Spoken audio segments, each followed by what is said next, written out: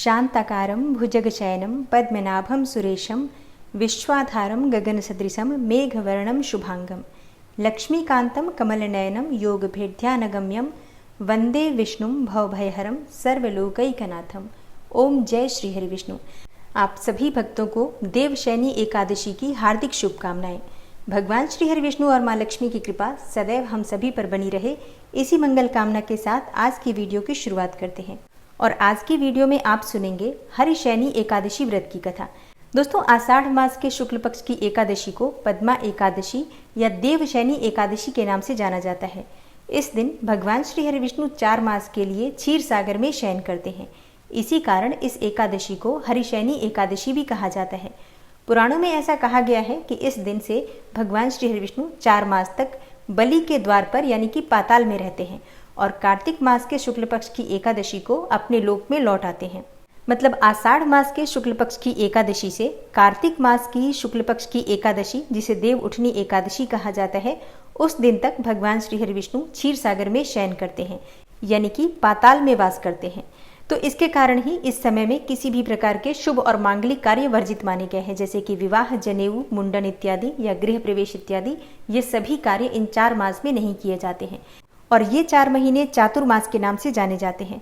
शास्त्रों के अनुसार ये 4 महीने जिस समय में भगवान श्री हरि विष्णु क्षीर सागर में वास करते हैं, उस समय में इस पूरे लोक का, इस पूरे ब्रह्मांड का जो कार्यभार होता है, भगवान शिव संभालते हैं।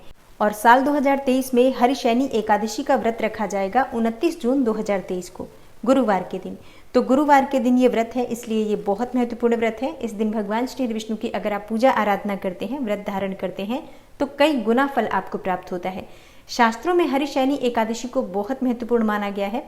ऐसी मान्यता है कि आज के दिन जो हम भगवान श्री हरि विष्णु की पूजा आराधना करते हैं, मंत्रों का जप करते हैं, दान करते हैं, कोई भी पुण्य कर्म करते हैं, तो इससे अक्षय पुण्य की प्राप्ति होती है। मतलब इस दिन किए गए जो शुभ कर्म होते हैं वो कभी भी समाप्त नहीं होते, जन्म जन्मांतर तक आपको उनका फल मिलता है।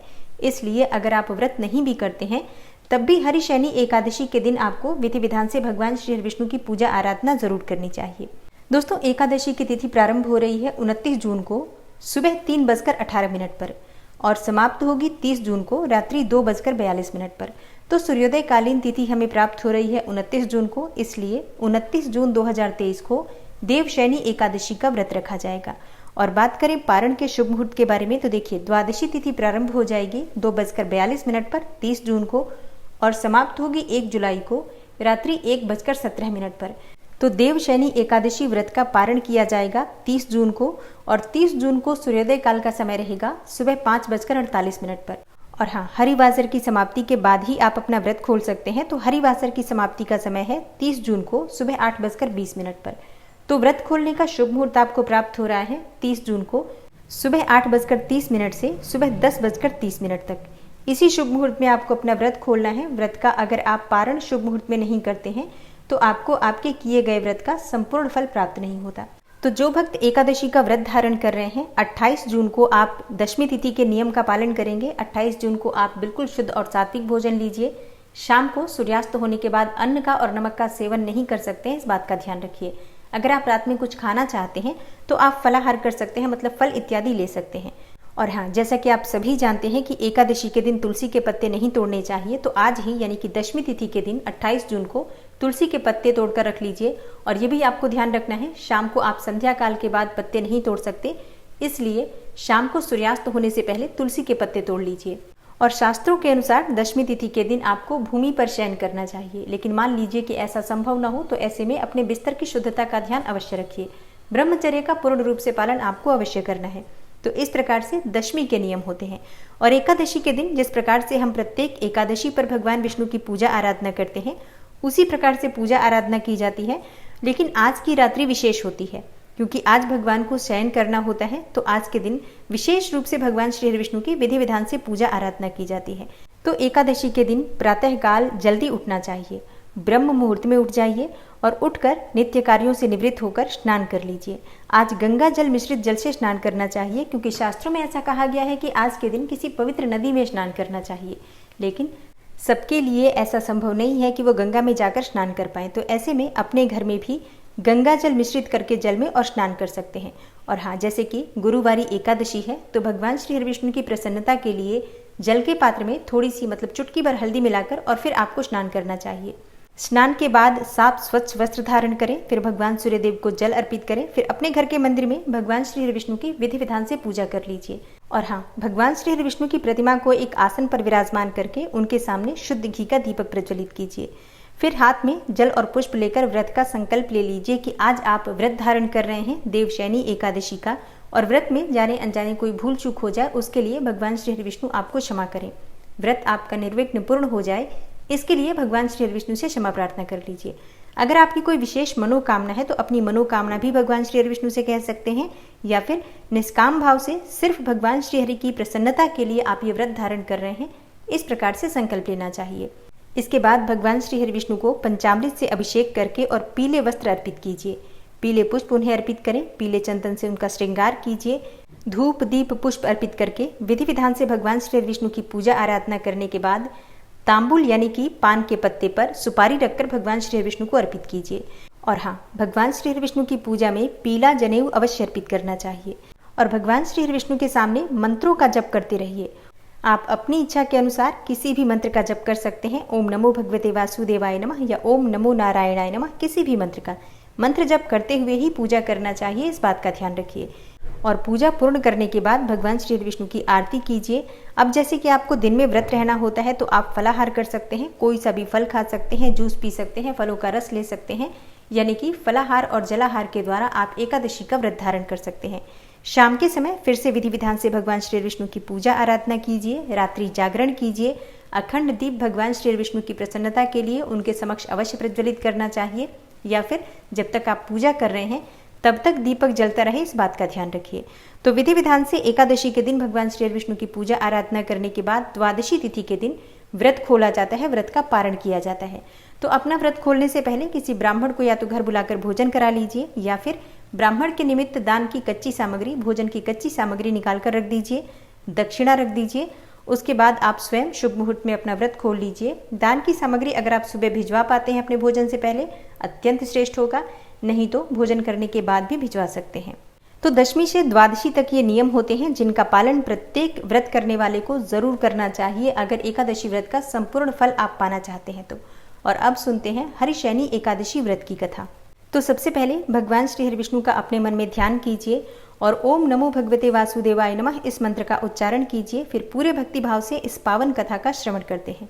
धर्मराज युधिष्ठिर ने भगवान श्री कृष्ण से पूछा, हे जनार्दन, आषाढ़ मास की शुक्ल पक्ष की एकादशी का नाम क्या है? इस व्रत के करने की विधि क्या है और किस देवता का इस एकादशी में पूजन किया जाता है? भगवान श्री कृष्ण कहने लगे, हे युधिष्ठिर, एक समय की बात है, नारद जी ने भी ब्रह्मा जी से यही प्रश्न किया था। तब ब्रह्मा जी ने उत्तर दिया कि हे नारद, तुमने कलयुगी जीवों के उद्धार हेतु अति उत्तम प्रश्न किया है, क्योंकि एकादशी व्रत सब व्रतों में श्रेष्ठ है। इस व्रत के प्रभाव से समस्त पाप नष्ट हो जाते हैं और जो व्यक्ति ये व्रत नहीं करते हैं वे नरकगामी होते हैं। वैसे तो प्रत्येक एकादशी श्रेष्ठ होती है, प्रत्येक एकादशी का व्रत श्रेष्ठ होता है, उनके करने से भगवान श्री विष्णु प्रसन्न होते हैं, परंतु उन सब में भी आषाढ़ मास के शुक्ल पक्ष की ये एकादशी तो सबसे अधिक पुण्य प्रदायक है और इस एकादशी का नाम पद्मा एकादशी है। और पद्मा नामक इस एकादशी से संबंधित पुराणों में वर्णित एक कथा मैं तुमसे कहता हूँ। हे नारद, तुम ध्यान पूर्वक इस कथा को सुनो। सत्य युग में मांधाता नाम का एक सूर्यवंशी राजा था, जो सत्यवादी और महान प्रतापी था। वह प्रजा का पुत्र की तरह पालन किया करता था। उसकी प्रजा धन धान्य से संपन्न और सुखी थी। उसके राज्य में कभी अकाल नहीं पड़ता था। एक समय उस राजा के राज्य में 3 वर्ष तक वर्षा नहीं हुई और अकाल पड़ गया। प्रजा अन्न की कमी के कारण अत्यंत कष्ट पाने लगी और अन्न के अभाव के कारण यज्ञ आदि भी बंद हो गए। एक दिन प्रजा राजा के पास जाकर कहने लगी, हे राजन, समस्त विश्व की सृष्टि का कारण वर्षा है। वर्षा के अभाव से अकाल पड़ गया है और अकाल से प्रजा मर रही है, इसलिए कोई ऐसा उपाय कीजिए जिससे प्रजा का कष्ट दूर हो। राजा मांधाता ने कहा, आप लोग ठीक कह रहे हैं, वर्षा से ही अन्न उत्पन्न होता है और आप लोग वर्षा ना होने से अत्यंत दुखी हैं। मैं आप लोगों के दुखों को समझता हूँ। ऐसा कहकर राजा कुछ सेना साथ लेकर वनों की तरफ चल दिए। वह अनेक ऋषियों के आश्रम में भ्रमण करता हुआ अंत में ब्रह्मा जी के पुत्र अंगिरा ऋषि के आश्रम में जा पहुंचे। वहां राजा ने घोड़े से उतरकर अंगिरा ऋषि को प्रणाम किया। मुनि ने राजा को आशीर्वाद देकर कुशल क्षेम के पश्चात उससे आश्रम में आने का कारण पूछा। राजा ने हाथ जोड़कर विनीत भाव से कहा, हे भगवान, सब प्रकार से धर्म का पालन करने पर भी मेरे राज्य में अकाल पड़ गया है। इससे प्रजा अत्यंत दुखी है। राजा के पापों से ही प्रजा को कष्ट मिलता है, ऐसा शास्त्रों में लिखा है।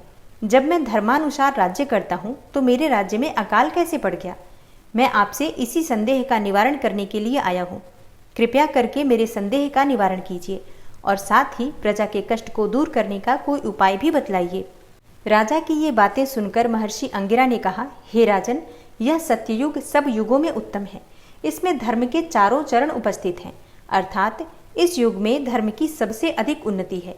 लोग ब्रह्म की उपासना करते हैं और ब्राह्मणों को ही केवल वेद पढ़ने तथा तप करने का अधिकार है, परंतु आपके राज्य में एक शूद्र तपस्या कर रहा है। इसी दोष के कारण आपके राज्य में वर्षा नहीं हो रही है।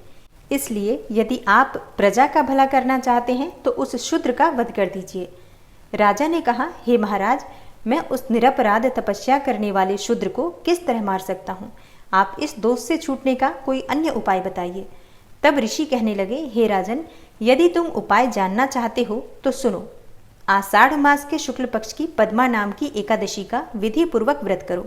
इस व्रत के प्रभाव से तुम्हारे राज्य में वर्षा भी होगी और प्रजा सुख पाएगी। हे राजन, इस एकादशी का व्रत समस्त सिद्धियों को देने वाला तथा समस्त उपद्रवों को शांत करने वाला है। अतएव प्रजा, सेवकों तथा मंत्रियों सहित तुम इस व्रत को करो। मुनि के वचन सुनकर राजा अपने नगर वापस आ गया और विधि पूर्वक पद्मा एकादशी का व्रत किया। इस व्रत के प्रभाव से उनके राज्य में मूसलाधार वर्षा हुई और पूरा राज्य धन धान्य से परिपूर्ण हो गया। तब ब्रह्मा जी ने नारद जी से कहा, हे नारद, इस हरिशयनी एकादशी का व्रत सभी मनुष्यों को करना चाहिए, क्योंकि यह व्रत इस लोक में सुख और परलोक में मुक्ति देने वाला है। इसकी कथा के पढ़ने और सुनने मात्र से ही मनुष्य के समस्त पाप नष्ट हो जाते हैं। पद्मा एकादशी की कथा सुनाने के बाद भगवान श्री कृष्ण ने आगे कहा, हे राजन, इस पद्मा एकादशी का ही दूसरा नाम हरिशयनी एकादशी भी है। आज से भगवान विष्णु 4 मास के लिए शयन करते हैं और चातुर्मास्य के व्रत आज से ही प्रारंभ होते हैं। तब युधिष्ठिर ने विनीत भाव से पूछा, हे जनार्दन, भगवान विष्णु के शयन की विशिष्ट पूजा विधि और व्रत तथा चातुर्मास्य व्रत कैसे किया जाता है? मेरी जानने की बड़ी इच्छा है। कृपया इसके बारे में भी विस्तार पूर्वक बतलाइए। भगवान श्री कृष्ण बोले, हे राजन, अब मैं आपको भगवान विष्णु की हरिशयन पूजा और चातुर्मास्य व्रत का संपूर्ण विधान बतलाता हूँ। इसे आप ध्यान पूर्वक सुनिए। जब सूर्य कर्क राशि में जाता है तब भगवान शयन करते हैं, और जब सूर्य तुला राशि में आता है तब भगवान सोकर उठते हैं। हे राजन, अधिक मास के आने पर भी यह क्रिया इसी प्रकार की जानी चाहिए, और इसके अतिरिक्त अन्य किसी भी दिन न तो देवताओं को या भगवान को शयन कराना चाहिए और न ही उन्हें जगाना चाहिए। चातुर्मास्य व्रत और शयन की विशिष्ट पूजा के बारे में बताते हुए भगवान श्री कृष्ण ने आगे कहा, चातुर्मास्य का व्रत करने वाले को भगवान विष्णु की चतुर्भुजी सोने की मूर्ति का षोडशोपचार विधि से पूजन करना चाहिए और चातुर्मास्य व्रत के नियम का संकल्प करना चाहिए। भगवान की सोने की मूर्ति को पीताम्बर पहनाकर सुंदर श्वेत सैया पर शयन करावे और धूप दीप नैवेद्य आदि से भगवान का षोडशोपचार पूजन करें। पंचामृत से स्नान आदि कराकर इस प्रकार कहें, हे ऋषिकेश, लक्ष्मी जी सहित मैं आपका पूजन करता हूँ। आप जब तक चातुर्मास्य शयन करें मेरे इस व्रत को निर्विघ्न रखें। भगवान विष्णु की इस प्रकार पूजा और स्तुति करके शुद्ध भाव से मनुष्यों को दातुन आदि के नियमों को ग्रहण करना चाहिए। विष्णु भगवान के इस व्रत को ग्रहण करने के 5 काल वर्णन किए गए हैं।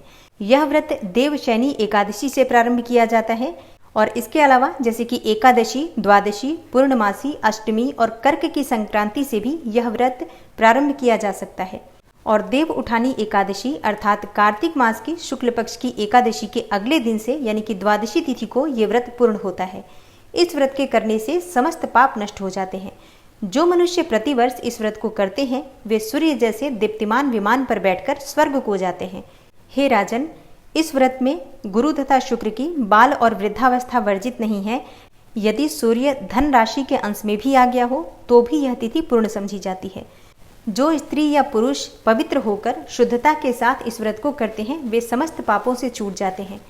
बिना संक्रांति का मास अर्थात मल मास देवता और पितृकर्मों में वर्जित है। आगे भगवान श्री कृष्ण ने कहा, हे राजन, अब विभिन्न कार्यों का अलग अलग फल सुनो। जो मनुष्य प्रतिदिन मंदिर में झाड़ू देते हैं, जल से धोते हैं, गोबर से लीपते हैं या मंदिरों में रंग करते हैं, उनको 7 जन्म तक ब्राह्मण योनि मिलती है। जो मनुष्य चातुर्मास में भगवान को दूध, दही, घी, शहद और मिश्री आदि से स्नान कराते हैं तथा ब्राह्मणों को भूमि और स्वर्ण आदि का दान करते हैं, वे वैभवशाली होकर अंत में स्वर्ग में जाकर इंद्र जैसा सुख भोगते हैं। जो विष्णु भगवान की सोने की प्रतिमा बनाकर धूप, दीप, नैवेद्य और पुष्प आदि से भगवान का पूजन करते हैं, वह इंद्रलोक में जाकर अक्षय सुख भोगते हैं।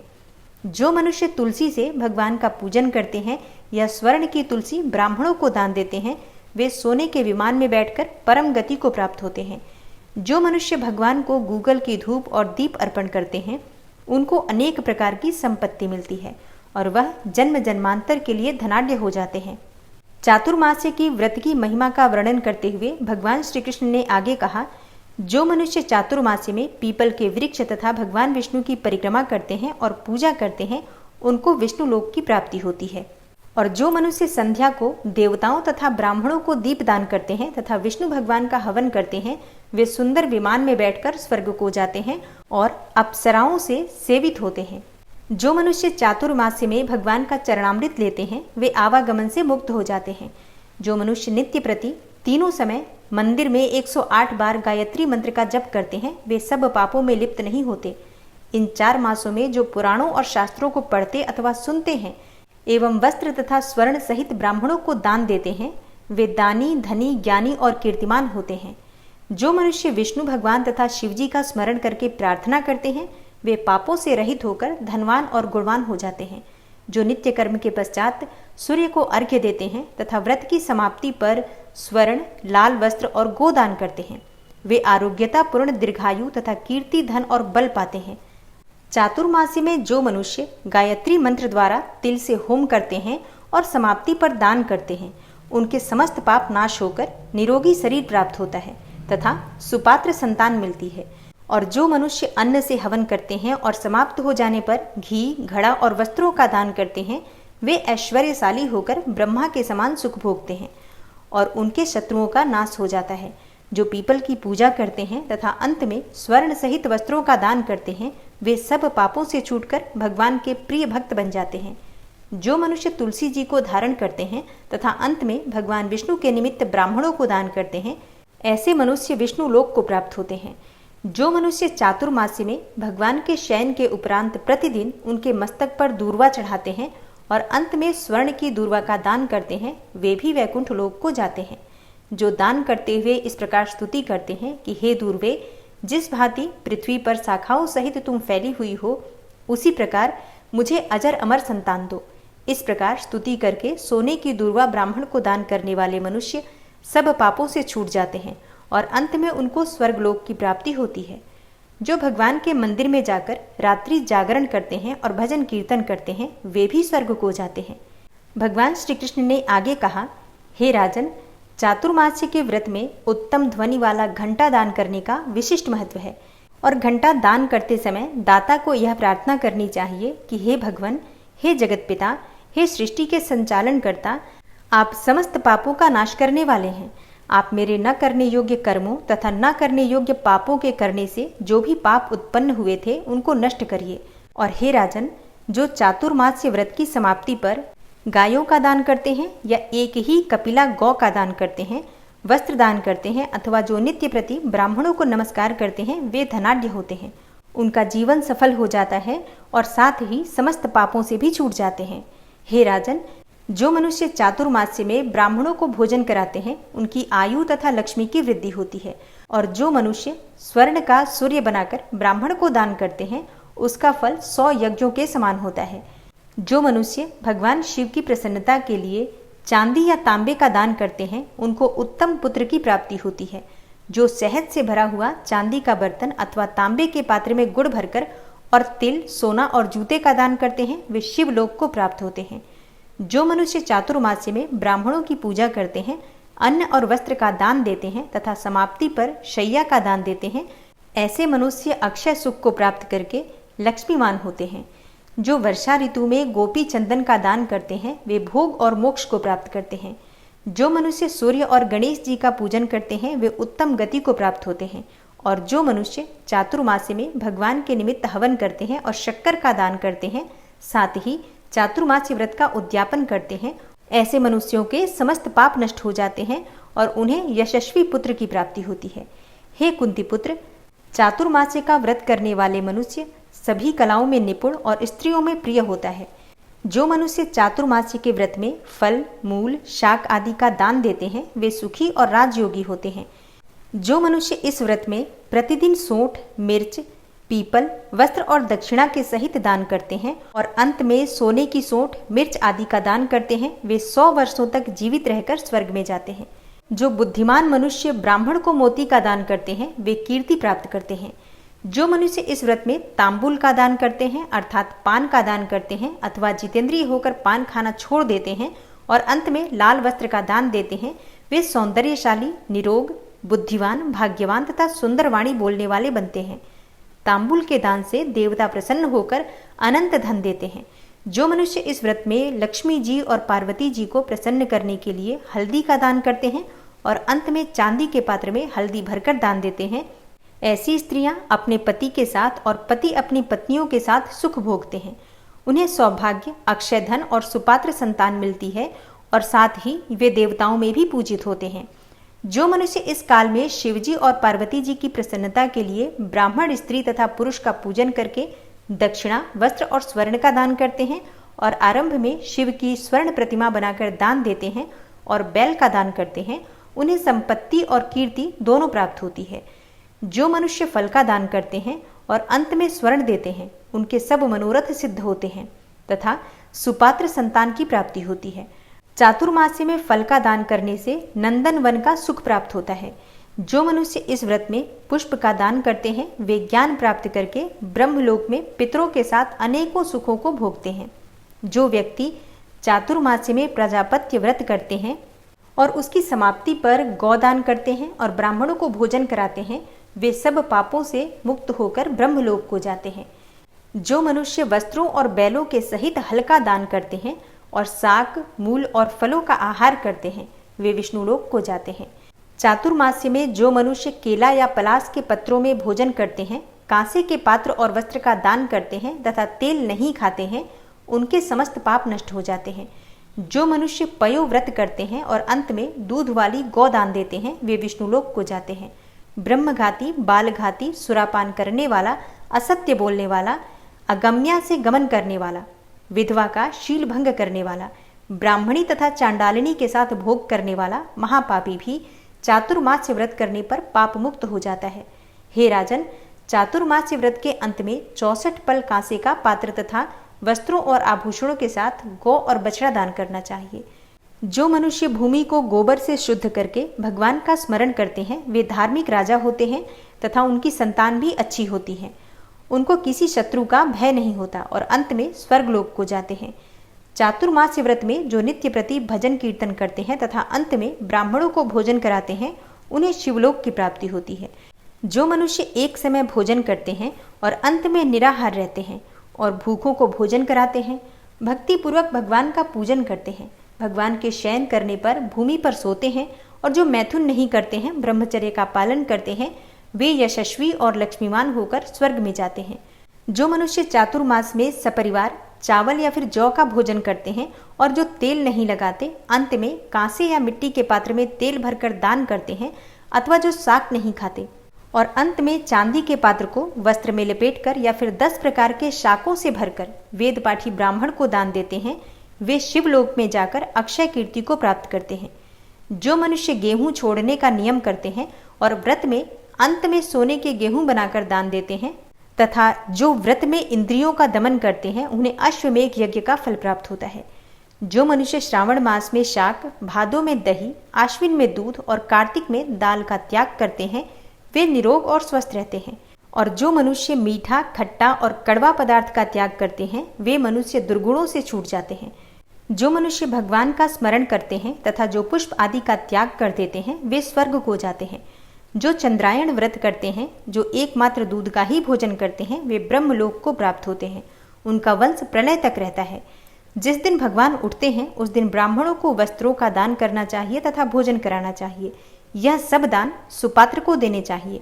कुपात्र को दान देने और लेने वाला दोनों ही नरकगामी होता है। भगवान श्री कृष्ण कहते हैं, हे राजन, इस प्रकार से चातुर्मास्य व्रत के नियम का पालन करने वाला मनुष्य समस्त प्रकार के पापों से मुक्त होकर और समस्त प्रकार के सुखों को प्राप्त करता है और अंत में विष्णु लोक को प्राप्त होता है। प्रेम से बोलिए श्री लक्ष्मी नारायण की जय, भगवान श्री कृष्ण की जय। जय जय श्री कृष्णा, जय श्री राधे। दोस्तों, कल से चातुर्मास प्रारंभ हो जाएंगे, मतलब 4 महीने के व्रत प्रारंभ हो जाएंगे। अब इस बार अधिक मास लग रहा है, इसलिए चातुर्मास का व्रत पूरे 5 महीने का होगा। तो 5 महीने तक आप कोई भी नियम ले सकते हैं। आप जिस भी नियम का पालन करने में सक्षम हैं वो नियम आप ले सकते हैं।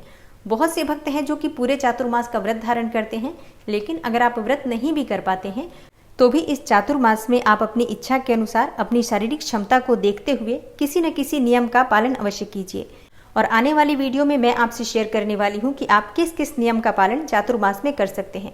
कौन सा ऐसा कार्य करें जिससे कि इस चातुर्मास के समय में भगवान श्री हरि विष्णु और माँ लक्ष्मी की स्थिर कृपा आपको प्राप्त हो जाए और जीवन में सुख समृद्धि की प्राप्ति हो, सौभाग्य की प्राप्ति हो, संतान प्राप्ति की कामना पूर्ण हो।